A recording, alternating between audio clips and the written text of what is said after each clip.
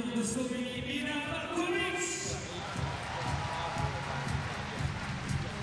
bien sûr, on va terminer par l'extraterrestre des ouvreurs à la fin de la grampeuse de Tom Jamais.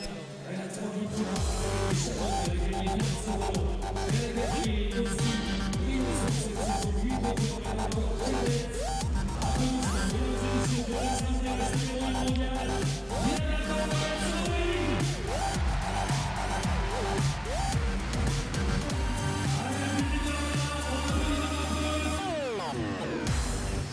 Et on tient maintenant, on va leur offrir 5 minutes d'observation. Hello, welcome back to Paris. I believe we're having 1 or 2 issues with our audio, so we've restarted our live stream. Hopefully they will be sorted out just in time for what we hope is going to be a fantastic women's lead final. Myself and head route set at the Castle Climbing Wall in London, Mike Langley, who's been here throughout our live coverage. We've been joined in the commentary box today by Graham Alderson. Graham, you're the IFSC technical delegate here in Paris. Before we get started with the reason why you're joining us today, just tell us what your job involves and what your role is here in Paris. The job involves doing absolutely everything, actually, Charlie. My own job description is to do whatever I have to do to make the competition a success. But I do have some formal roles. I am on the competition jury, so if we have an appeal or something like that, I have to adjudicate on that. But one of my other roles that goes beyond this sort of judging aspect is liaising with the organisers, both in advance and during the event, to make sure all the facilities are there and things run on time. So it's quite a wide-ranging role. And you've joined us today because this evening we're going to see a donation from the IFSC's official charity, Climbers Against Cancer, to the LYSA, the LISA Lymphoma Study Association. It's going to be presented by Shauna Cox. It's for €30,000. You're a very close friend of Climbers Against Cancer founder John Ellison. Just tell us about John the man and Climbers Against Cancer, the charity. Well, John turned out to be much more of a man than I thought he was before he got cancer in a bizarre way. He turned out to be one of the most amazing people I've ever met, if not the most amazing. He was diagnosed nearly 5 years ago with very bad, very aggressive cancer, and he came up with this concept of raising money for cancer, but he didn't know how to do it. At first we raised money for Macmillan back in the UK, which is a cancer care charity, but John came up with the concept that, to put it mildly, you know, if you can stop cancer, then it doesn't matter about Macmillan. You know, if you can find a cure, then you don't need support, you don't need that kind of thing, cancer care. If you can eradicate the cause by research, job's a good one. So that was John's concept behind it, and it was actually, I'd say, hatched in Paris 4 years ago at the IFSC World Championships. The likes of myself and Shauna sat around with John, who was here, a British team official, and we gradually formulated the idea of this charity to raise money for cancer research. And Shauna Coxley, who of course is injured right now, not able to compete, she was also a close friend of John Ellison's, and she'll be making the donation.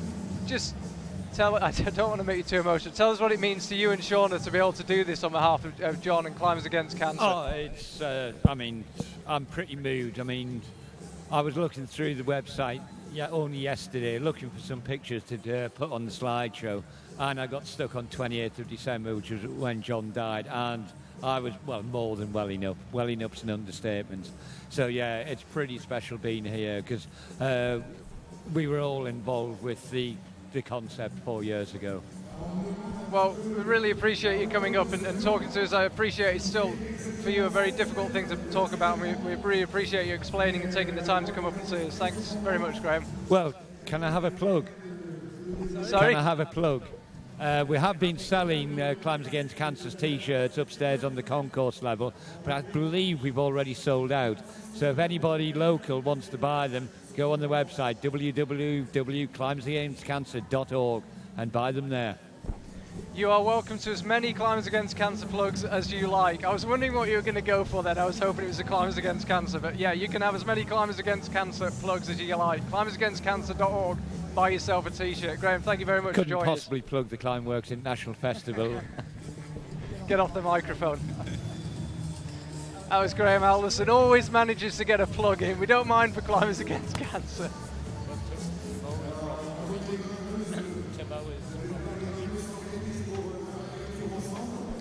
So yeah, we are going to have an official donation from Climbers Against Cancer, the charity founded primarily by John Alderson with the help of Graham Alderson. John Ellison with the help of Graham Alderson and Shauna Coxey. Shauna will be presenting €30,000 on behalf of Climbers Against Cancer to Lymphoma Study Association, Lisa. As I say, if you are coming to this Paris World Championships, they were selling Climbers Against Cancer t-shirts here, but we believe we sold out, which is an excellent result. I hope they'll get some more in. If they do have them and you're coming to the event, make sure you buy one. If you'd like one and you're not coming to the event, get yourself online and order one.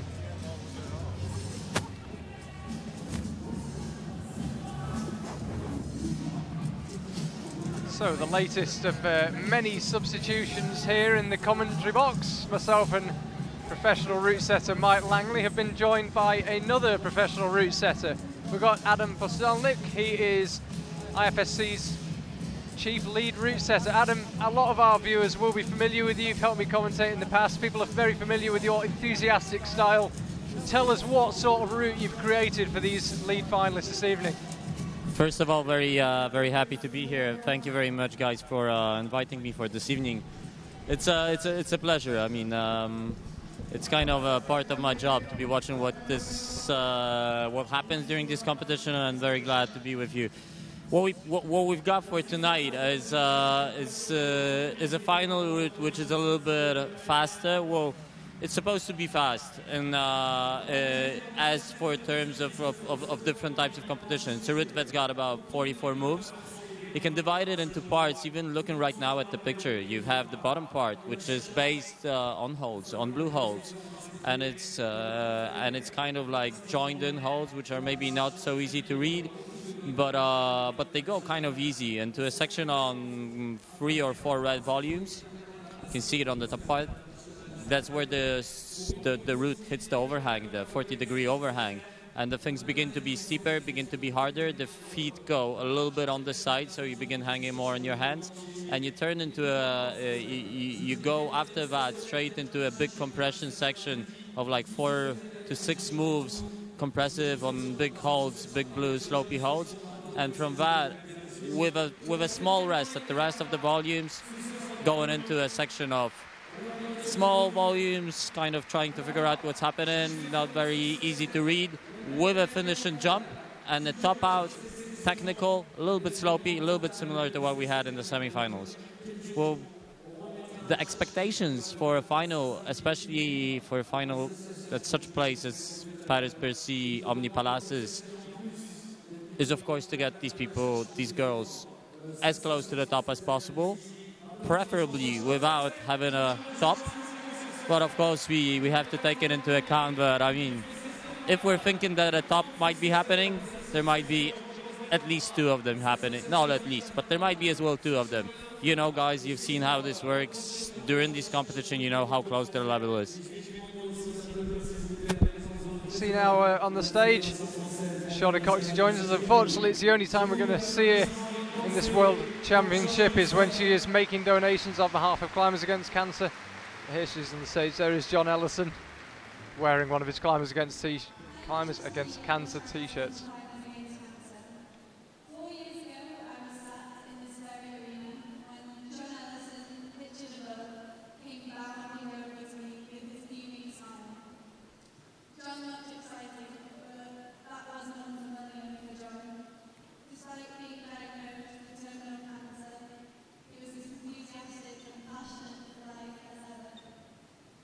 He told me about an idea he just had.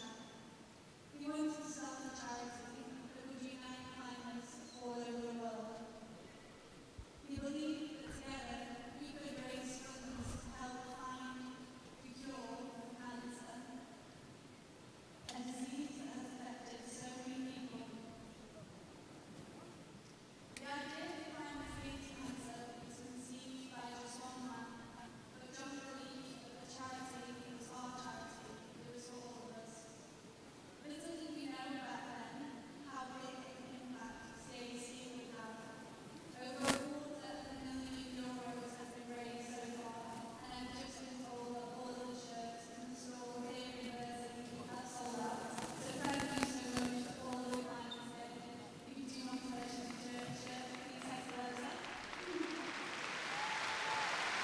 I hope you can hear the speech from Shauna Coxey. I'm not going to talk over it. I hope you'll pick it up on our microphones. It's very moving stuff from Shauna Coxey. If you haven't heard it, I will summarise very shortly.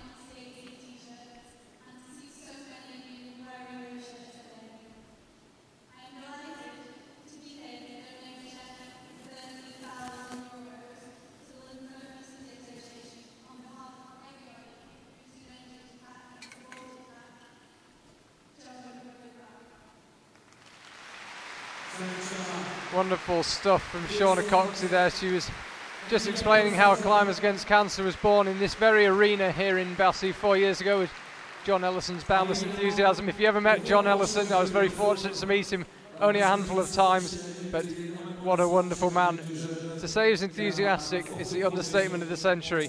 The charity he founded, Shauna just said, has now raised over €250,000, 30,000 of which is now being handed over to LISA, the Lymphoma Study Association. And I don't think there was a dry eye in the house as Shauna was speaking then.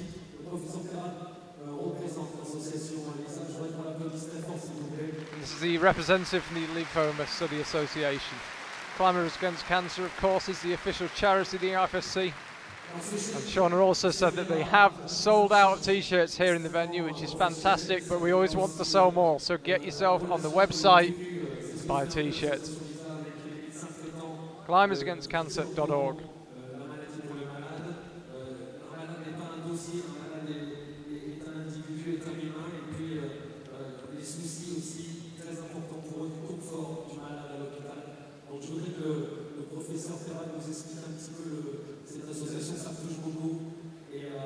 And our local MC in the venue, Chris, is just chatting to the representative from LISA.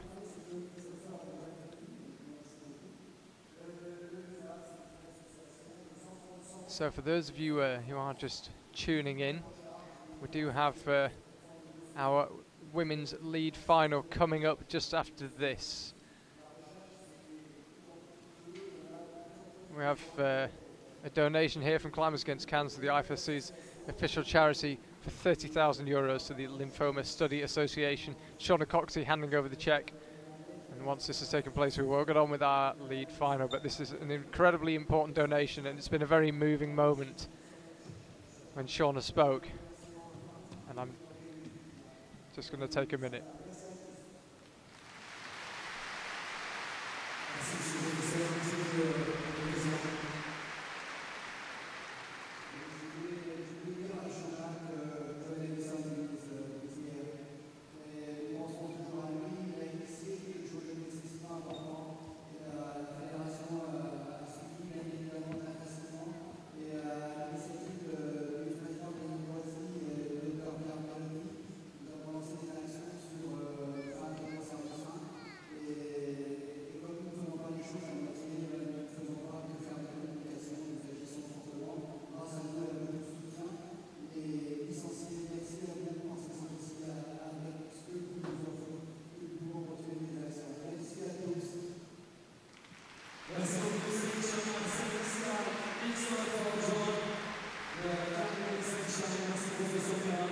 Shauna makes her way off the stage. As I say, unfortunately we won't see her climbing here, only presenting that cheque, but let's be honest, presenting a cheque to a lymphoma association is a lot more important than sport.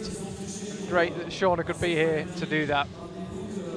So now we move to something that, compared to fighting cancer, suddenly seems very trivial, but hopefully will be highly enjoyable. The women's lead final here in Paris for this World Championships 2016. Sport is a wonderful escape from some of the harsher times in life, and after such a somber and emotional moment, we can now just enjoy our climbers doing what they do best. Take you on this 15-metre lead wall in the enormous Accor Arena in front of 8,000 people here in Paris. Adam Postelnik, the IFSC route setter and veteran of the commentary box, is alongside me. Professional route setter Mike Langley also here. To join you in, guys, with a couple of words from my side. As you've probably noticed, looking at the starting results, we've got We've got 9 women participating in this final, taking part in the final. Usually the quota is 8, but due to the fact that qualifiers in such a big event as the World Championships are being held in 2 different groups. That is 2 groups, each group 2 different routes, 4 routes for women. You cannot count back if there is a tied score at the semi-final round. You cannot count back into the qualifiers because these athletes have been competing on different routes and in 2 different groups. So because of that, as 3 last of the girls, that is Claire, Alina and Magdalena, have been tied together on, I believe it was 42 plus or one of these scores. It was still in the big, like 40 overhang part of the wall. It enlarged the number of ladies in this final into number 9, and so we begin with Claire Burfin. I mean, guys, I'm sorry but I'd much rather be like quite honest with you. I don't know this competitor. It's quite a big surprise for me, and I think for most of us as the settings team. But it kind of represents a little bit of what's happening in the scene of women climbing this year, and especially in lead. But within this group of probably 4 to 5 really strong climbers that you can bet your money on and be kind of sure that you're gonna get it back, you always get these newcomers that are a little bit, I don't want to say it out of the blue because they don't come out of the blue, but they are just don't have, their names are not so well recognized in the competition world. Yeah, Claire Burfine, hails out of Plano in Texas. Now, if that name sounds familiar, it's because it also was the early home of a certain Lance Armstrong, made famous in this very city. 7 Tour de France wins with a little asterisk next to them. But yeah, Claire also hails from Plano, Texas. She's quite an all-rounder, also competes in bouldering as well. She competed in Vail 2015. We didn't see her this year. Sorry, we did see her this year, but not in the semi-finals. 36th in Vail this time around. But yeah, lead and boulder. You'd have to say possibly a surprise in make it into this final, but an amazing achievement from Team USA. And Adam, just talk us through this section. She's just got onto really the steepest part of the wall. She's heading up towards the enormous triangular feature that dominates this wall here in Bercy. As I told you guys before, we wanted this route to be kind of fast, and now we're getting into the things which are kind of more interesting. We're getting into a little bit more of a compressive style. Claire is by far probably the tallest competitor of these girls up here, so I doubted that she would have any problems with solving this part. This is a little bit more physical, a little bit more decisive, especially for the smaller girls. They need to go a little bit faster. You can see some hesitation here. You can see that factor, which is this part, but you have to go a little bit faster, and you have to decide a little bit more. And wow, there it went. Unfortunately, Claire doesn't look over the moon. That brief appearance from her in the final, amazing for her to be here, but she still wanted to climb at her best. Ah, there we go, smile on her face, as we would like to see. Perhaps not the climb she would have wanted, but to have made it to the final here is an incredible achievement. Let's have another look at this. Seemed very relaxed at that point.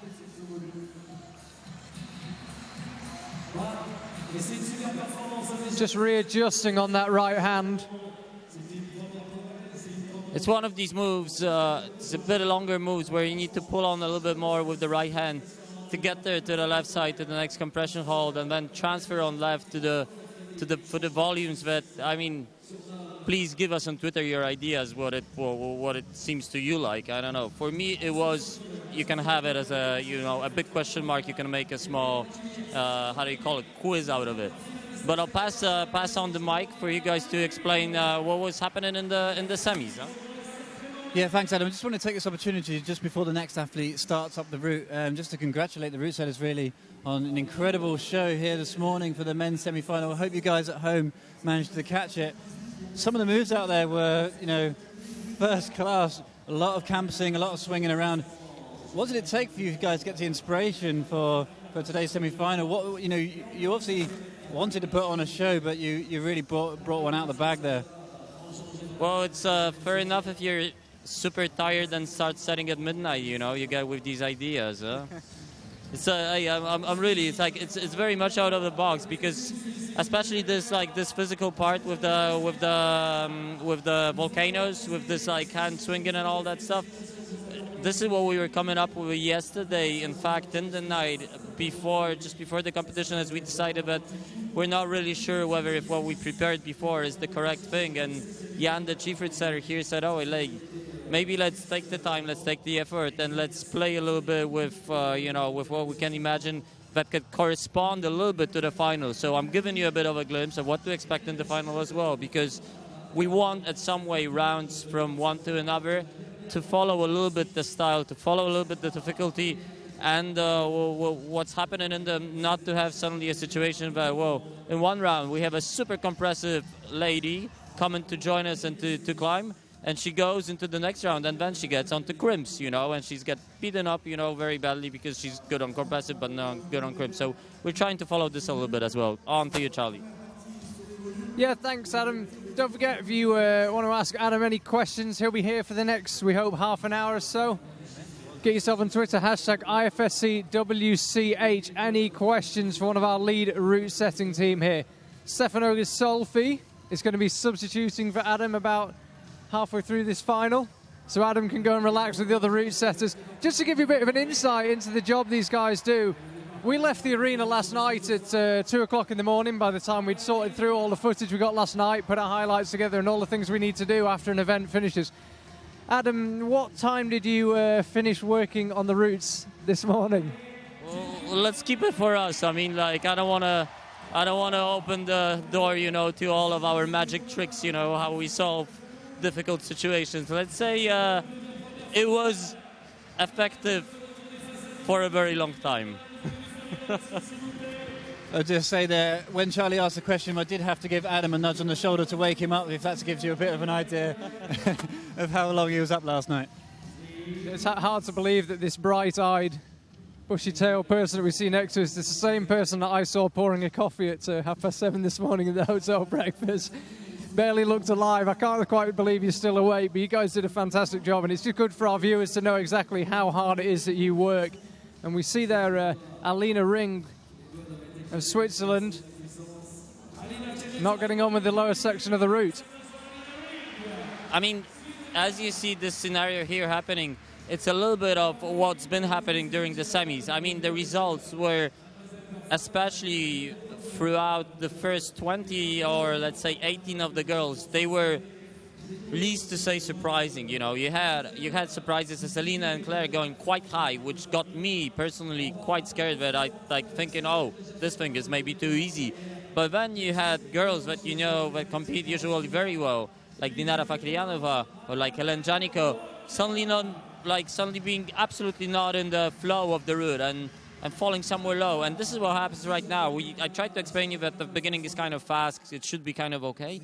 And we had Claire going through it. And before she got on to the steep 40 overhang, like volumes representing a quiz, you figure out whatever you want with these guys and just hashtag us and send us your ideas.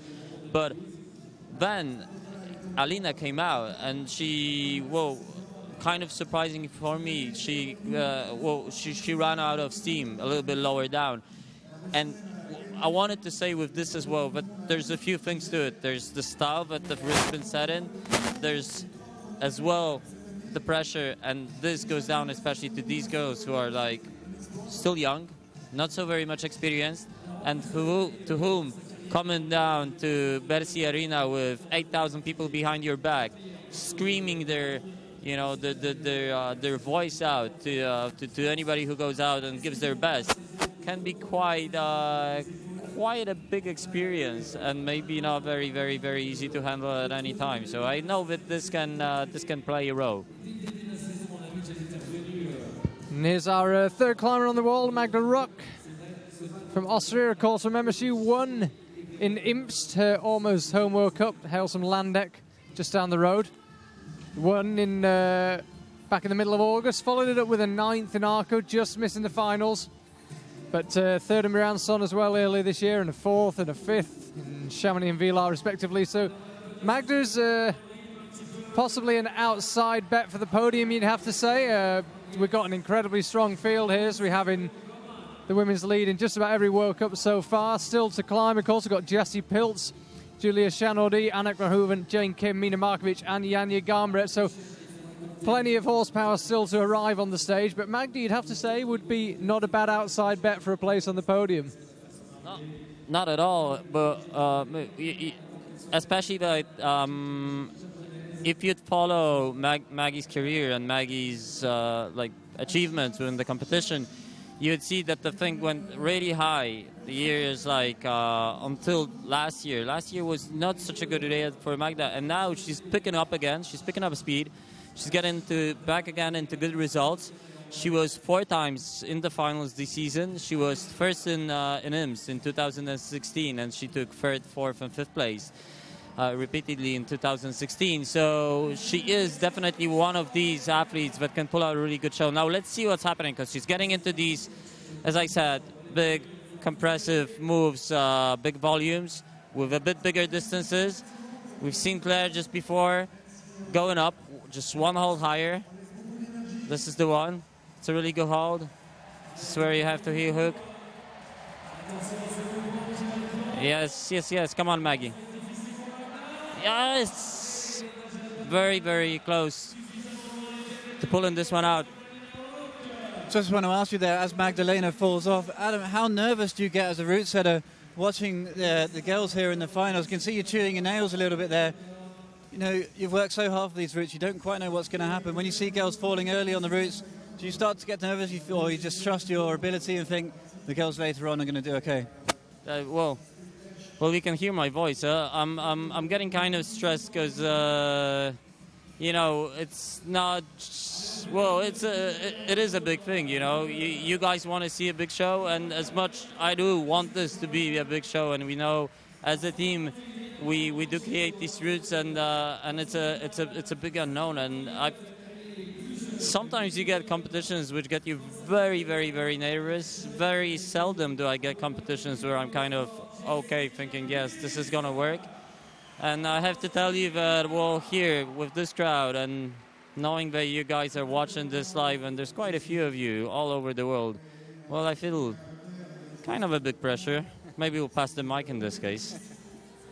Yeah, here's Jessie Pilz. She missed a couple of World Cups through injuries. A lot of people reminding me that I owe her an ice cream. If you watch our World Cup coverage, you remember we did a live interview with her, and I promised her an ice cream. I still haven't bought said ice cream, and it's quite funny. She actually came and found me the other day and said, "You still owe me my ice cream." I'm sure I will get my opportunity at some stage this weekend, but here she is on the stage. Great to have her back, as I say. A few minor injury problems, but she is very much back in action. She was one of these athletes that made a really, really good fight on the semi-final routes. That was one of the characteristics of the semi-final routes, that they gave space for the best girls to really show the best thing that they can do, and really, none of these athletes that are competing right now in the finals did fall because of some deadly mistake. They really were trying their best, and Jessie was definitely one of them. And, well, if you didn't catch this up, come back to the replays for sure. Just want to quickly ask you, Adam, just whilst Jessica's working her way through the lower section, how well do you actually know the athletes? Do you have to train with them? How do you know the level when it comes to setting a final like this? Well, this is one of the crucial things, and to understand very well who are you setting for, and what is the current level of these competitors.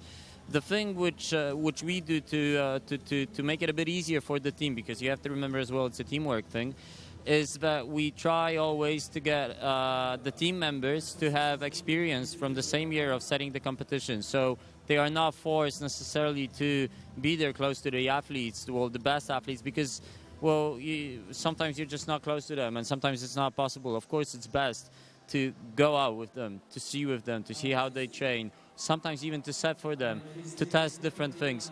But as this is not always possible, it's good to have that situation where one of us in the team every time has the experience. I have the experience from Chamonix this year, Jan has the experience from IMS this year. So we kind of follow the situation, even though you have to remember that this was a pre-setting situation. These routes were created before of this competition here, before this wall stood down here in Paris-Bercy. These routes were created down where this wall was standing a couple of months ago. Okay, now I'm passing on the mic because this is getting a bit stressful. I might become, a bit nervous here and start saying, words which don't necessarily go through the microphone. So here's Charlie. Yeah, thanks, Adam. It's rule number 1 in the IFSC box: no sharp 4-letter words. And Adam, obviously, understandably, particularly nervous watching competitors on a route he's set. Jessie Pilz so far getting on with this volume section better than Magdalena Rock. And now she'll begin to move left off the centre of this enormous triangular feature. As Adam mentioned then, this is the same wall we had in Chamonix. So the route setters basically set this version of the route back in Chamonix. I think Adam quite liked that. We had a bang on the table. Obviously, she read the beta correctly, and he breathes a big sigh of release. It's always a bit nerve-wracking for the route setters. They particularly worried that they're going to set a move that they think is readable, but the athletes just don't read it, whether it's the pressure of the event or whether actually it's a move that you need a bit longer to figure out than the athletes get. So when route setters see people like Magda Rock falling off low down, you can understand it does raise the pulse slightly, it does increase the nerves. They hope that they haven't put a stopper move right in the middle of this women's lead final, but so far Jessie Pilz keeping up the spirits of Adam Pustelnik, who's alongside me in the box. And this is our first look at the upper section. So Adam, I'm going to let you describe this upper section, but before you do, I've also got a bit of a question, because we hope there are people watching this that don't normally watch climbing. They might be new to the sport, hopefully since the Olympic announcement. Just talk through, from a route setter's point of view, how the scoring system works in lead climbing. So when they see these numbers flash up, what does that mean? And if you can do 2 jobs at once, talk us through, Jessie, in the upper section. I'm really, really loading you up there. Okay. Coming down to part number 1, well, theoretically it's very easy. Each hold has its number. Number, well, represents the height on the wall. A hold taken is a full-on number. Body moved from a hold in the direction of the next hold is a plus added to it.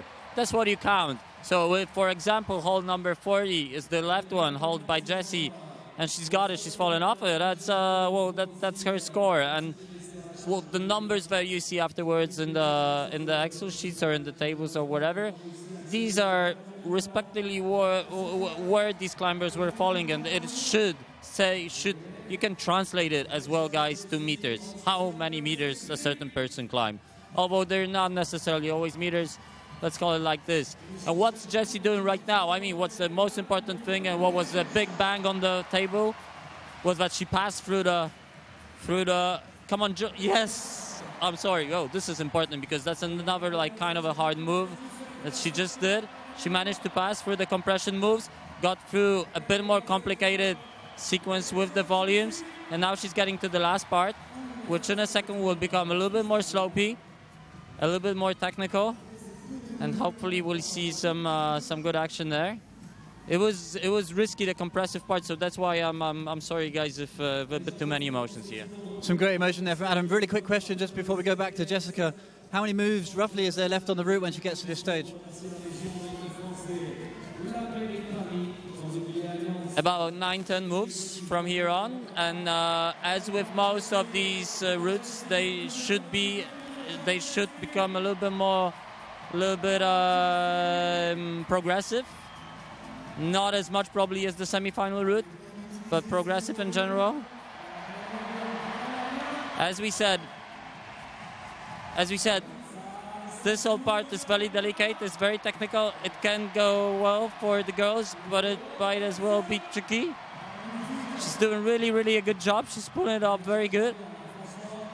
As we said, we're risking tops here, guys, so hopefully maybe that's going to be one of them. Okay. Well, that's probably as close as it gets. Well, we have a definitely happy athlete. That's what we want to see. Fantastic performance there from Jessie Pilz. Backing up her second place in Briançon, as I say, missed the World Cups in Imst and Arco, but gave absolutely 100% in that fight there through the top section. Absolutely extraordinary. And we see her on the section that Adam was keen that she read correctly, but yeah, backing up second place in Briançon with an extremely strong performance here in Paris in the World Championships. We await her score, and there we have it, 43 plus. So we see there she goes out with the left hand. This section incredibly technical, as Adam said, and then it was another pop with the right hand, absolutely level with the top hold. Jessie Pilz is going to take some catching there. Her compatriot Magda Rott, 23 plus, sharing second place with Claire Bourfind. And Alina Ring of Switzerland currently in fourth with 19. We've got the climbers who've already climbed sitting on the stage. This is quite an unusual setup, really. They're sitting almost at a chat show style table and chairs underneath the speed wall. Haven't seen this before at a World Cup, but special occasion of World Championship. So yeah, if you saw the girls hug each other still on the stage, that's why once they finish climbing, they come and grab a seat on these little sofas and the coffee table on one side of the stage. Maybe you should get a the microphone down there to pass it on and to see what's the voice from the other side. That might be quite important as well. I'll pass it back. Yeah, as I say, there's a little chat show going on down on the stage. It must be a bit strange finishing your climb and then sitting down on the stage like that, but hey ho, very sociable. So Julia Chanaudy is on the wall of France. The French commentators next to us, obviously not biased at all, maybe a little bit. She got a big cheer as she came on. 8,000 French spectators in this arena. It's a really nice present that Julia did yesterday to the French public now coming down here to Bercy, because it was really a great fight. It was really great to see her climb, especially that she was one of these climbers in the semi-final who one of the first climbers in the semi-final who really went high on the route and made all the spectacle yesterday so much more energetic. So it's really good to see her, especially that this is still a very young climber. A climber who's all got experience in finals this year. She's got only 2 of them. So it's going to be really important to see, because I know very well that this factor, the factor of competing in front of your hometown public, I think here can be very, very important. So she's down in the steep part. In the steep part, still on the volumes, which seemed so tricky to Alina in the beginning and seemed to cause quite a lot of ooh la la la la. We almost had a slip there. A slip with not a very easy clip. It seems like it's very tense here for Julia. I hope she's gonna have some reserves for the top of this steep part, or at least for the top of this compression part, because as we saw before with Magda and with Claire, it's kind of necessary to do a long move from like horizontally orientated, like the red volume to the left side. So I really hope that Julia did not lose too much energy on these moves before. Now she's in the compressive part. You can see pinching very hard, and you can see that this is already a fight. There's already a lot happening here, because she's barely making the clips, fighting really to move from hold to hold. Now the public knows very well this is a long move. Yes, she's got it. Okay, that's as we've seen before Jessica. It seemed like it got a little bit easier to her afterwards. Hopefully it's going to be the same thing here for Julia. Absolutely brilliant fight here from Julia Chanaudy. Oh, just as I say that, she's off, but she really battled down hard. You could see that she struggled with a few of the clips through that route. But as the only French athlete in the final, the crowd gave her absolutely everything. And she looked pumped early on there, but you know, just with the amount of support, 8,000 people behind you, it's amazing how far you can keep going, even though you look completely blown quite far down, low on the route. But a great fight, and that's the crowd love to see a great fight, and that's all part of the show. Yeah, exactly. That's why. That's why I was, for the beginning of these finals, I was a little bit scared. I banged on the table, being very happy with having one of the girls passing the compressive part, because we really, and I know you guys as well, you really don't want to see climbers falling down because something seems to be too long, something seems to be too powerful, or something seems to be too awkward, and they just understand this. We want to see people fighting to the very end, and I guess this is as well why Jessie, when she was on these last moves, where she got so much applause from the audience here, being so high up on the route and giving it all she had. Now we're gonna have a very, very, very important moment, so to say, because we're having Anak Verhoeven. Anak, who in the last two World Cups in Arco and in Imst, won in Arco over Janja, won over Mina, won over Zain, won over everybody. It was her first win in the career, and I have to say that in Imst, she was that close to doing so, only that she timed out. She's in a really great shape, probably one of the best shapes she's been ever. And she's exactly at the time of the World Championships, which is for this young climber a big, big, big chance. And the only reason that she's a little bit earlier on in this final is because she was missing a clip yesterday in the final. The last clip, she didn't clip it in time, and she started advancing in the route, and she got to the point where she could not clip anymore and had big, big problems with stopping to do that clip. So it was one of these few mistakes that caused an athlete to fall, in fact, and still made it to the final. So it's going to be super important what Anak does right now. In my opinion, well, we have a big, big possibility here to top this route out. Just very quickly, just to give you guys at home an idea of how strong these athletes are. For those who follow sport climbing outside, Anak Verhoeven has actually climbed 9A outside, so it just gives you a really good insight to the actual ability of these young ladies. Yeah, Anak Verhoeven, of course, as Adam just said, she was on the podium of a World Cup 6 times. You're beginning to wonder if she was going to actually make it over the line and claim that win. We've seen with Melissa Leneve climbers like that, she always seems to be so close to winning that elusive World Cup. Romain de Grange was the same, 12 years between his first World Cup and his first World Cup win. Anak Verhoeven didn't have to wait quite that long, but she was so close earlier on in this season. Looked like Janja Garnbret was just always going to beat her, and so she was incredibly emotional in Arco. I quite good pals with her dad, and afterwards he was dancing a jig in the centre of Arco. He was the happiest man in Italy for the day, and as well he might have been, because, as I say, she'd been so close, and to finally climb, especially after the disappointment of Imst, where she timed out, climbed brilliantly but timed out on the enormous wall there and was really disappointed with herself. To come back the very next week and win was fantastic, and she will be absolutely brimming with confidence after that performance in Arco. So for those of you who are just joining us, it's Charlie Bosco here. I've got Adam Postelnik and Mike Langley alongside me, two professional route setters. Adam perhaps sounding slightly more emotional, partly due to the 2 hours sleep he got last night, but also because of the fact that he set this route along with the rest of his team, and he wants it to go well. If you've got any questions for him or Stefano Gasolvi, who's going to be coming on a bit later on in 10-15 minutes time, get yourself on Twitter, hashtag IFSC WCH. That is our World Championship and World Paraclimbing Championship hashtag. And we've got a question from James Murphy. He wants to know, are the route setters former or current pros, and how do they judge how difficult the route is, and also, can you always top it? Is in the route setting process, explain how you know that every move can be done and therefore that the route can be done. Well, there's only one way to know if a move can be done, by doing it. And if to explain if we always have to top it, well, frankly speaking, I almost never top these routes out because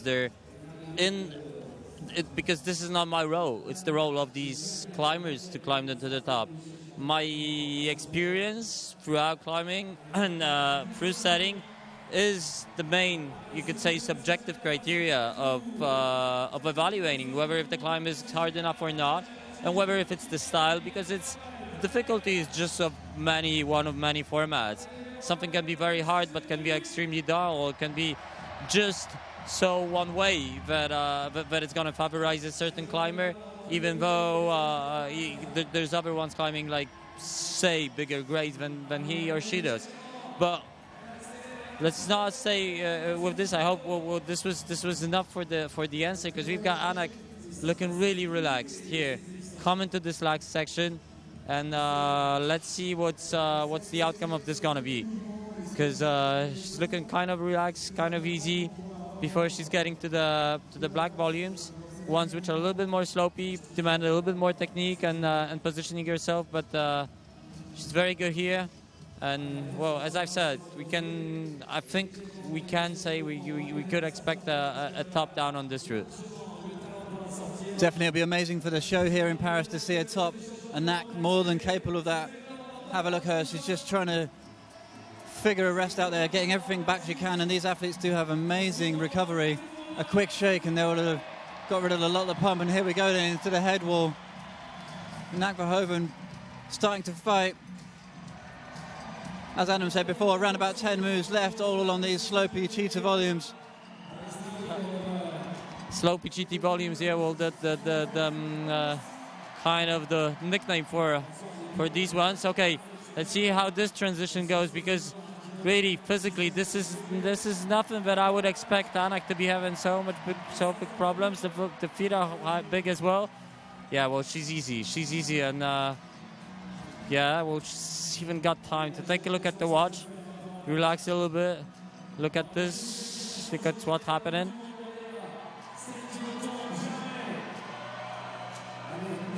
Okay, she's getting ready for the last, respectively, 3 moves. Now this is where Jessica was falling. Let's see if Anak makes it the good way. Okay, yes, she's got it. That way it is. Whoa, guys, we've got the first stop of the World Championships here in Paris-Bercy, Anak Verhoeven. Whoa. On the way, let's see, we've got 3 more competitors on the way.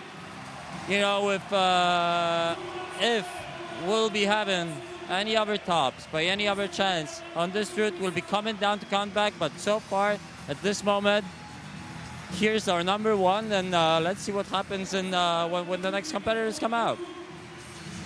Adam, we're going to let you go very shortly. You've just watched your route be topped. Must always be a bit of a strange feeling, but one more question for you. We saw earlier, not to detract from Anak Verhoeven, we will be talking more about that performance, but before we lose you, just tell us, we saw earlier some paraclimbing. When you set for paraclimbing, how on earth do you replicate the conditions they're under? We've had some questions on social media about paraclimbing, so just very quickly give us an insight into route testing for paraclimbing. I promise we'll let you go. Sorry to answer you guys in a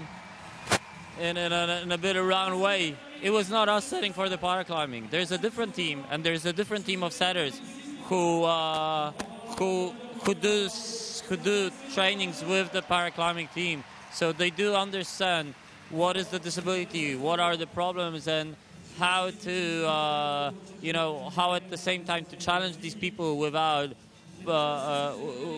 giving them things which are just impossible. So they mostly again work with the experience that they have through working with the disabled climbers, with blind climbers, with leg amputee climbers, and so on. Hey, I think it's time for me. Thank you guys very much. Enjoy most of all this final, and make sure you tune in tomorrow just before midday for the men's semi. I can guarantee for the men's final. I'm sorry, I can guarantee you it's going to be a big show. Thank you very much, guys, for the opportunity here. Thank you very much to Adam. Always a pleasure to have him, brimming with enthusiasm. You can't help but get excited just sitting next to him. I dread to think what he must be like to live with that amount of energy. But we have a new face in the commentary box. Tell us who you are. Hi, I'm Stefano Ghisolfi. Stefano, welcome to the commentary box. Thank you very much for talking to us here. How have you enjoyed the women's lead final so far? So far it's a great show. There are 2 climbers that did a great job, and Anak did a great top. I think it will be a great show for the last 3 girls too. Yeah, we have just seen Anna Verhoeven top the route, so she takes the lead ahead of Jessie Pills. And Stefano, we were watching the men's semi-final earlier, and we thought that you had a really bad moment. It looked like you went from 8th to 9th at the last climber, but you have some good news for us. Yes, I'm happy to be in final because we made an appeal, and me and Japanese Keiichiro Korenaga are tied, so we are both in final. We are tomorrow will be the final with 9 competitors, and finally I'm in. Yeah, we, of course, after you had 9th in Arco, and I thought, oh no, I can't believe it. The poor guy, he's going to be 9th in the World Championships, but yep, successful appeal, and your score was upgraded, so you tie with Koichiro, and now the final is tomorrow. What do you do tonight? I mean, do you try to eat different food? You just, I mean, you can't go to bed early now because we have you with the live stream, but what can you do the night before the final to have the best preparation? Fortunately, the final tomorrow is not in the morning, so I can go sleep not so early. Tonight maybe we will finish at 10:30. I will go sleep maybe at 11 or 11:30, and then I don't know. I will do everything I do every day. Just relax tomorrow morning, eat something before the final, like maybe a brunch before the final, and then at 3:30 there will be the final. Yes, don't forget we've got an action-packed day for you tomorrow. I'm just going to pull up our information. Here we go, yes. We've had an unbelievably full day of climbing already. It's hard to believe that semi-final took place this morning. It feels like weeks ago, but tomorrow, no, we have the women's boulder final. That will take place at 12 midday. That'll be followed at 1:30 p.m. by the paraclimbing men's AL2 final. That'll be followed by the podium for both events. Then at 2:45 p.m. we'll have the women's speed final. 3:30 p.m. the man right next to me will be competing under the lights here in Bercy in the men's lead final. That will be followed, of course, by the podium ceremony for both those events and the closing ceremony for this extraordinary event here in Paris. And Stefano, what is your biggest emotion now? When you think about the final, is it excitement, nerves? What is your biggest emotion? It's just excitement. I'm not nervous because I'm in 8th position, so I have nothing to lose. So it's just excitement, and there is a huge crowd here. So I think it will be a unique competition because I think it's the biggest show for climbing till so far. Yes, and you said that in Arco you weren't happy with how you climbed, but here in Paris you gave everything. You said you went to the limit. Yes, I went to my limit, so even if I was 9, I wouldn't be disappointed because I couldn't climb better. That was my limit in that route, and tomorrow it will be another route, so the game is open. Absolutely. And we've barely had time to mention her because Jane Kim has made her way onto the wall. Here she is. And you won't be surprised to hear that she is making very slow, steady and serene progress up this Bercy wall. It's much shorter than in IMPS, so even for Jane, who's known for her slow climbing, I don't think time will be an issue. That move there was almost an issue, though. Adam Pustelnik, of course, was here. He helped to set this route, and he talked us through as many of the moves as he could. We've already seen the top, of course, Anna Verhoeven. And now Jane Kim heading on to the top section, these black volumes. Just make it clear for the guys at home, as we have had a top already, obviously no one can get higher than a top, so if Jane Kim, Mina Malkovic or Janja Gambry find the top, it will go to Cam Bauk from the semi-final round, and there is a clear split in the semi-final round, so it's going to be really, really tight here in the World Championship final for the women's lead. It will go to Cam Bauk if we get tops, but tops are really, really good to see, Stefano. The crowd want to see people get to the top. Yes, we already seen Anna Verhoeven, and maybe we will see other tops, but yeah, Jane Kim seems pretty fresh here. I don't know if she will get to the top because I don't think it's his style, her style, but now she seems fresh. Here we go then. Yan Kim right at the very top of this route. Can she get it finished? Looking a little bit lost for Beta here, but as we saw before, really easy to fall off this next move. Yan Kim right at the top of the route. The crowd lifts for her. Come on. Oh! Yan Kim so close. Yeah, that'll be enough to put her into second. Didn't manage to top the route. We saw Anneke Verhoeven top. Of course, Jane Kim, reigning world champion from 2014. Not today, so close. As Mike absolutely was correct in saying, it looked like Jane just almost ran out of ideas on that top section. Fatigue kicked in. And it looked as if the physical fatigue and the mental fatigue of all the moves she'd done just at this stage became a bit too much. You could see her just looking around trying to wonder how to get to that next volume, and in the end she lunged for it, and she did get a pretty solid hand on it, not quite enough to hang on. She'll go into second, 43 plus. Out of course the same hole that Jessie Pilz was on, the same move, so they have the same score, but as Mike rightly said, it is count back to the previous round that is going to separate them here. And then we see it. Anneke Verhoeven leads the way. Jane Kim on course as things stand for silver medal, and Jessie Pilz holding on to that place on the podium. However, the Slovenian duo of Mina Markovic and Janja Garnbret still to come. Two pretty big names in the sport. Mina Markovic, a legend of our sport, and Janja Garnbret fast on the way to becoming one. Non, elle a été 3 fois vainqueur du classement général de la Coupe du Monde, elle n'a jamais raflé le titre. Stefano, when you're climbing here in front of all these people in Paris, what can you do? We saw Jane Kim, she just looked as if she ran out of energy. What can you do to use your energy wisely, not go too fast, not go too slow? Do you practice this before tonight when you're in your hotel? Will you just think about how you climb, or you just get on the wall and it's natural? It depends on the route setting, because every route you have to climb in a different way. I think this wall is the best way to climb this wall is without long rest, because it's really overhanging. So the best way is to climb really fast and to take just the rest where you have the best holds, but it's a pretty standard wall in a World Cup. Different from IMSS, different from Arco World Cups that were very long and really slappy. I have to say here, Stefano, Mina Markovic is an absolute legend in the competition climbing, in lead and in bouldering. It's always a pleasure to watch her fight on the wall. She really scraps it out. She really fights all the way. And early prediction on the route here for Mina Markovic. What do you think? Yes, she's a fighter, so we won't know her results until she fall. But the start of the season for her was not very good, I think.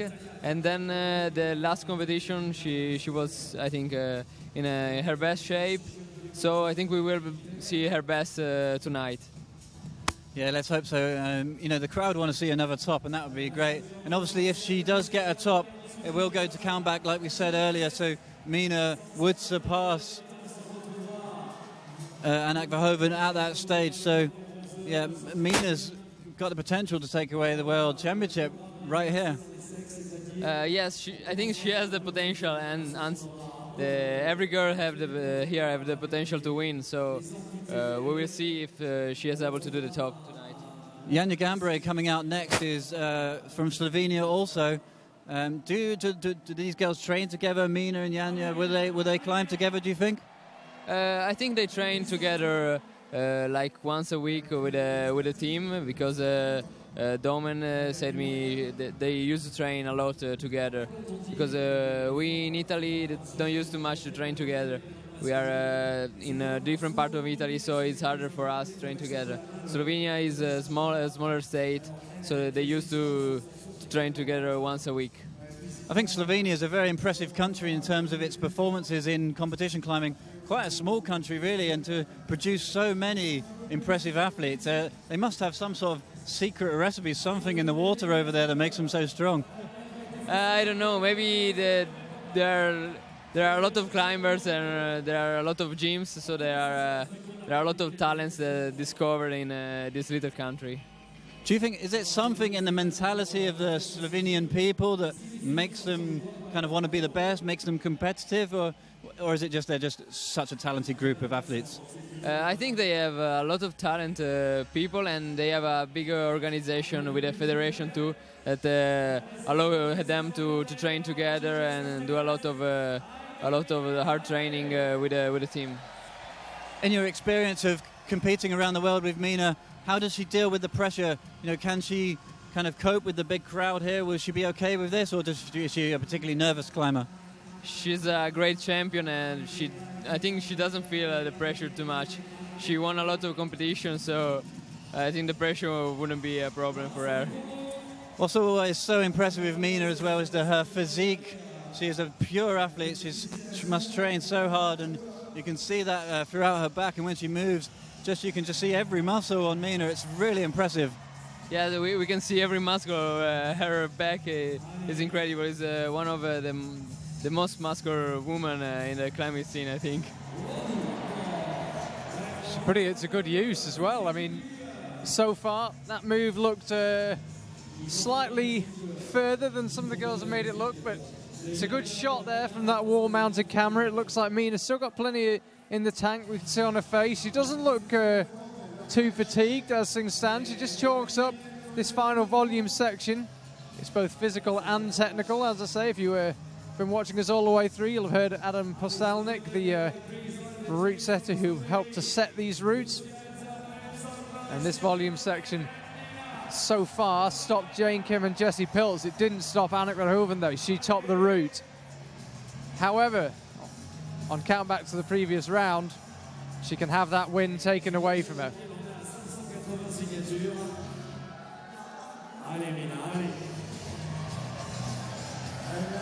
And just to give you some information, in the semi-final, Mina Markovic, she got a 46 plus to Anneke Verhoeven's 45. They were tied in the qualifying round. So if Mina tops the route, she will take the lead away from Anneke Verhoeven on count back to the semi-final. However, Jessie Pilz and Jane Kim fell from this next move. Can Mina make it stick? She looks like she's got enough energy. Has she got the power? Not quite. Mina Markovic, you could see her setting up, looking at that hold, eyeing it up like Jane Kim. She's much taller than Jane. She was that bit closer to it, and there is a small bolt on top of the volume. It's not just a pure sloping volume, but Mina, as things stand, will go into second place. And I think she possibly might have just had that confirmed. She looked as if she spoke to someone in the press pen, or someone down the front of the stage who might have told her, that's enough for second. Who knows? She, of course, was second in 2014 in Gijon in Spain. And as things stand, she'll be backing that up with another silver medal. Now guaranteed a place on the podium because Janja Garnbret is still to come. She can win this event, and that would move Mina down to third place. So, Janja Garnbret, what an opportunity she has. We see the scores. Anneke Verhoeven is top. Mina Markovic, 43 plus, leads Jane Kim and Jessie Pilz on count back to the previous round. So Jane Kim currently sitting in third, not guaranteed a place on the podium. Janja Garnbret, who has been absolutely dominant for much of this season, is out. She's on the wall, and she can win this event. Yeah, Janja Garnbret, just 17 years old, also from Slovenia, as the last climber out, Mina Valkovic. I think the route setters, we had Adam Pustelnik here with us earlier, the route setters will be really, really pleased with the show they've managed to put on for the climbers tonight. Obviously, we've had one top already. What do you think? Janja Garnbret, another top? Janja Garnbret, I don't know. Yeah, I think so. Yeah. She will do the top. A great answer there from Stefano.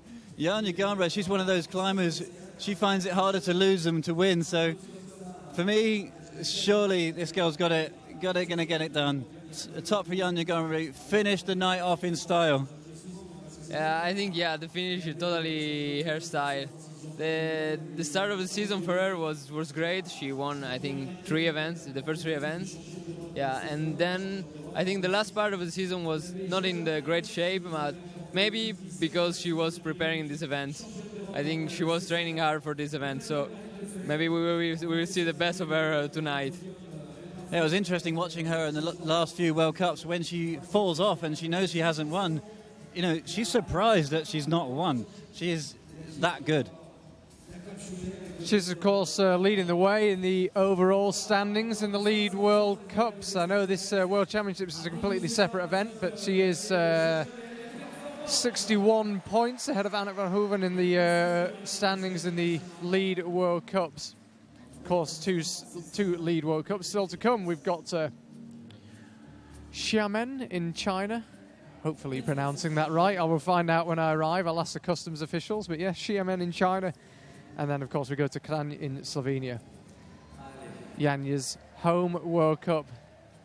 She could, who knows, she may clinch the lead World Cup title in her home country. What an extraordinary day that will be. However, we've got this World Championship final and 2 full World Cups to go before then. Let's not get carried away with ourselves. Let's concentrate on Janja Garnbret, who here is climbing for the win. She can climb her way into the history books here, 17 years old, winning the World Championship. This woman, surely the future of female competition climbing, if not just in lead, possibly also in bouldering. She's certainly no slouch when it comes to the bouldering. We have seen her especially dominant this year in lead climbing.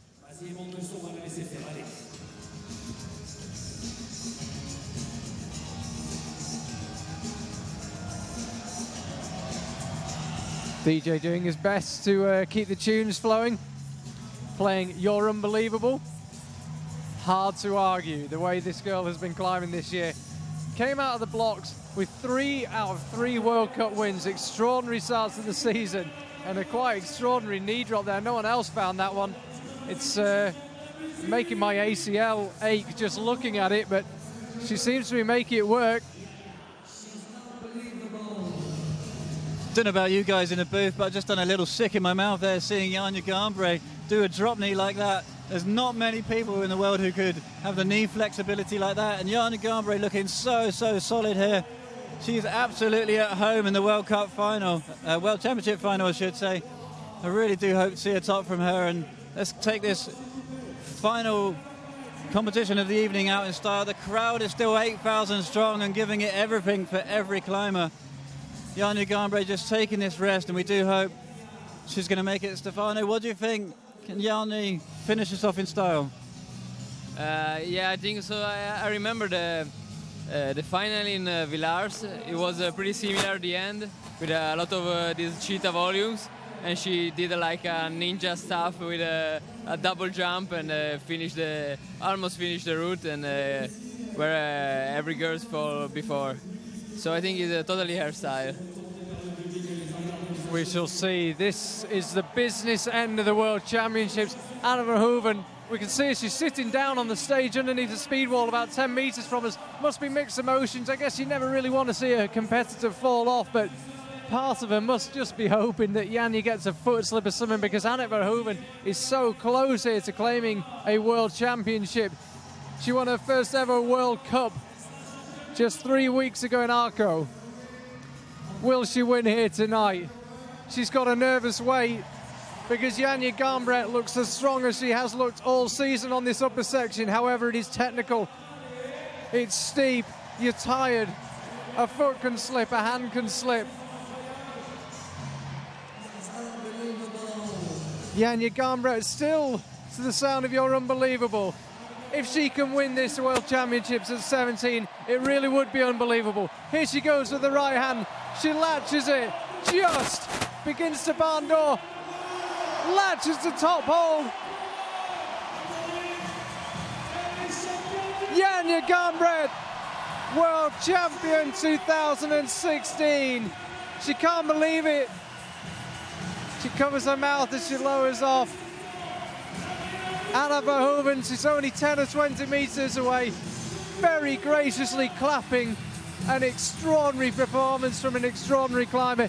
Janja Garnbret, 3 World Cup wins in the first 3 World Cups of this year. She comes to Paris, the pressure was on, she had to top the route. Did she deliver? 8,000 people. How's that for maturity? How's that for a performance under pressure? Absolutely staggering from Janja Garnbret. We have a 17-year-old world champion, and there she is. Absolutely phenomenal scenes here in Paris. For me, this has been one of the greatest nights of climbing I've ever seen. All throughout, from the very beginning, the bouldering, the para, the speed, and now the lead. Janja Garnbret takes us out in style, and she had to fight so hard right at the very end there. And you can see on her face how much it means to her when she got down to the ground. Stefano, tears in her eyes. What a great night of climbing. It was a great night, a perfect show, perfect climbing. Yeah, I'm really happy about that. Extraordinary there. You can see Anna Verhoeven distraught. She was so close. She couldn't have done any more in this final. She walked out, topped the route, very gracious in defeat. And so Janja Garnbret just cannot believe it. I've got to say, this whole evening's been a tearjerker. This whole lead final, we had Shauna Coxey giving a donation for Climbers Against Cancer on behalf of John Nelson. We got Janja Garnbret in tears, Anna Verhoeven in tears. Mike Langley, a metre or so away, looks in no fit state to do anything. He's blubbing his eyes out. And you see it there, Janja Garnbret. She is the world champion. Anna Verhoeven was so close. She has been so many times this season. Mina Markovic will take 3rd after 2nd in 2014. Jane Kim narrowly misses out on a podium slot. She's 4th. Jessie Piltz is 5th. Julia Janardi takes 6th. Claire Bourfine, she takes 7th. Magdalena Rock and Alina Ring, 8th and 9th.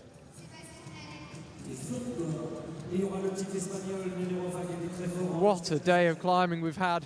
Absolutely extraordinary. Some of the crowd filing out. I'm not sure if they are aware that the podium ceremony is about to take place. We will, of course, have the men's speed climbing podium and the women's lead climbing podium. But that was just an unbelievable moment.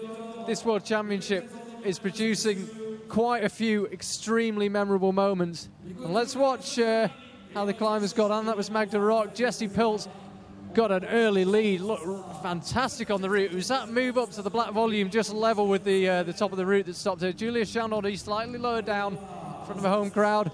Anna Verhoeven, we see there she topped the route. Obviously not the expression of emotion that we saw from Janja Garnbret, because Anna knew full well that there were still 3 incredibly strong climbers to come, including this woman, Mina Markovic. She couldn't quite top the route, but look at this from Janja Garnbret.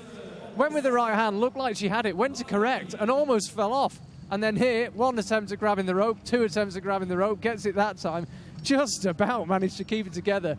How on earth you latch the top hold with that left hand? In front of 8,000 people, everybody goes crazy, and you've got to keep your head together and clip that top quick draw. Extraordinary stuff. Janja Garnbret. We are running out of superlatives, and the scary thing is she's only going to get better and better and better. You wonder how big her trophy cabinet is, because I suspect it's going to need to be pretty big. This is just the start from that woman.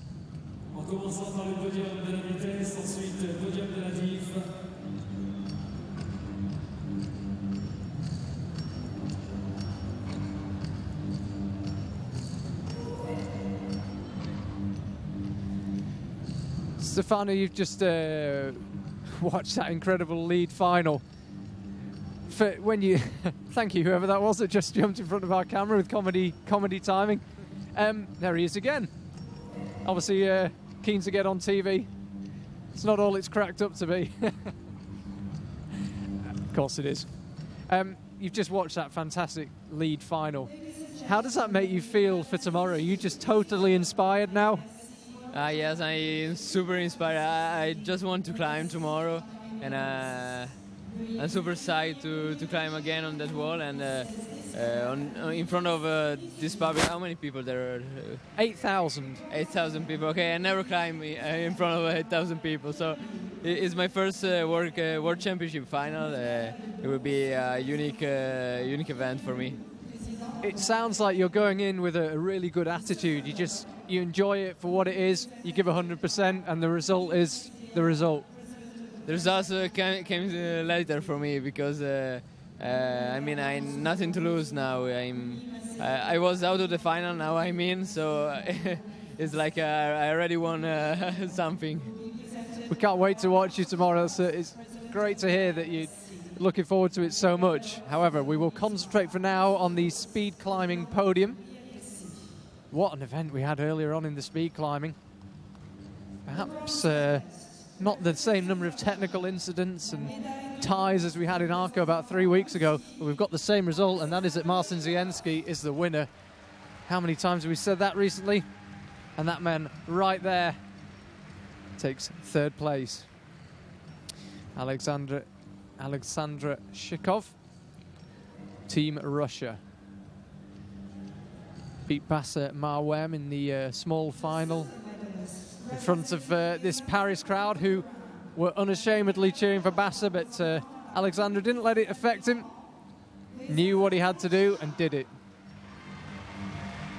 There's Reza Aliporshena. He wanted the gold. I don't think he made any secret of that, and we saw as he came down during the big final, not over the moon, but I think he'll look back and say to himself that, hey, silver's not too bad after all, especially when you are up against a man in the kind of form that Marcin Zienski is in. The gold medalist and male speed climbing world champion 2016, representing Poland, la médaille d'or des champions du monde d'escalade de vitesse 2016, représentant la Pologne, Marcin Zienski. Everything he touches turns to gold right now. Marcin Zienski, absolutely unstoppable in the men's speed. We've seen in previous years big men, Libor Horosa, Daniel Boldarev immediately spring to mind, performing really well in the speed. Just goes to show it's all shapes and sizes. We had some fascinating insight earlier from Eddie Falk, the IFSC photographer, and Alexandra Bosie, the British speed record holder, about the different sizes in speed climbing. Marcin Zienski, one of the shorter climbers, but certainly not holding him back. Make that 3 World Cup wins in a row and a World Championship. Here's the Polish national anthem.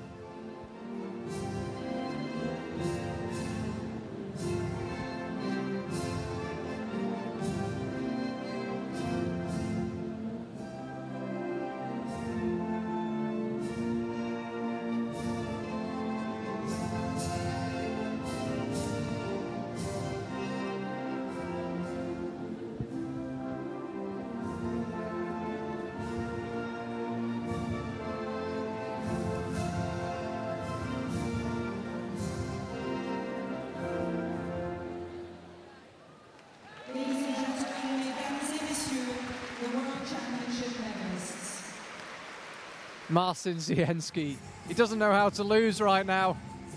4 in a row for him, 3 World Cups and the big one, the World Championships here in Paris. He made no secret of the fact that he wanted to go fast here. There was talk, admittedly not from Marcin, but those around him and those in the know who were making noises about world records. In the end, this wall did not pass the test, the accuracy test, to be certified as a speed world record wall.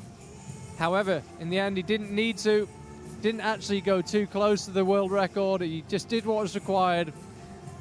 The perfect competition carried out by, right now, the perfect speed climber. Now we're going to see the podium for the women's lead, and we had a fantastic competition. Adam Pustelnik, IFSC route setter, who was with us here about half an hour ago, was hoping we'd get a top or 2. We got 2. He'll be a happy man. And what a final they laid on. I've got to say, the standard of the route setting today in the men's boulder final, in the paraclimbing, and now in the lead women's final has been absolutely extraordinary. We had one of the best boulder finals I think I've ever seen, and this lead final in the women was extraordinary as well. We had climbers falling all the way up the route. There wasn't one particularly hard move. A brilliantly set route attempted by a selection of brilliant climbers, including Mina Markovic. She's 3rd. 2nd place 2 years ago in the World Championships. He originally wasn't planning on competing in 2016, but couldn't resist. Came back and didn't look like the Mina Markovic of old initially in the season, but as the years progressed, she seems to have got stronger and stronger, and she gets a reward. Bronze in the World Championships. There's Annette Verhoeven. A tough moment for her, really. She couldn't have done any more in this final. It came down to just a couple of moves in the semi-final, and she couldn't have done any more tonight, and it was really nice to see. She was very gracious to Janja Garnbret when Janja came over, but obviously bitterly disappointed. Again, she might look back and wonder if a silver medal's not so bad after all. This is the one she would have preferred, though, the gold medal. However, it will go to Janja Garnbret. There she is. Paris' biggest smile right now. She's struggling to contain her emotion. She's not the only one in this arena. There's quite a few eyes being wiped here. Tissue sales going through the roof in the stall out of the front of the arena. Janja Garnbret, extraordinary. Her and Domen Skofic, her partner, have been dominant in the lead climbing competition so far this year. Domen's still to come. Janja's done her bit, and how. Here is the national anthem of Slovenia. Perhaps not the last time we will hear it this weekend.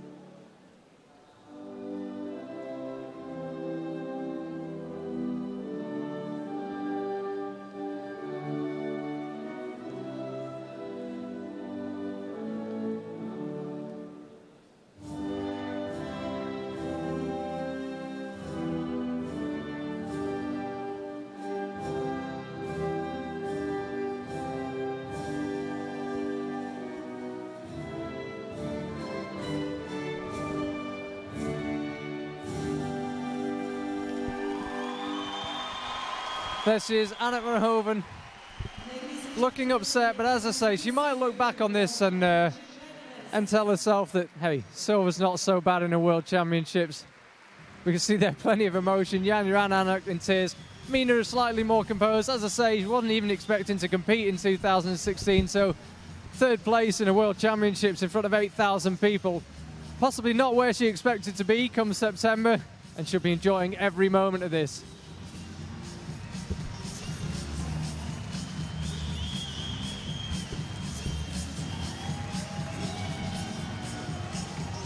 So they will disappear off into the Paris night after a frankly staggering day of competitions. Voilà, mesdames et messieurs, merci en tout cas du public de l'accord Hotel Arena, vous avez été extraordinaires. Ceci sonne la fin de ce premier run des finales de Coupe du Monde et de Championnat du Monde. Well, what an extraordinary end to an incredible day of climbing. A fascinating men's boulder final, followed up with paraclimbing, speed climbing, and then one of the moments of the World Championships so far, Janja Garnbret claiming the women's lead title. Big thank you to Alexander Bozy, Eddie Falk, Stefano Gisolfi, and Adam Pusselnick for joining myself and Mike Langley. We'll be back at midday tomorrow with the men's boulder final. Hope to see you then.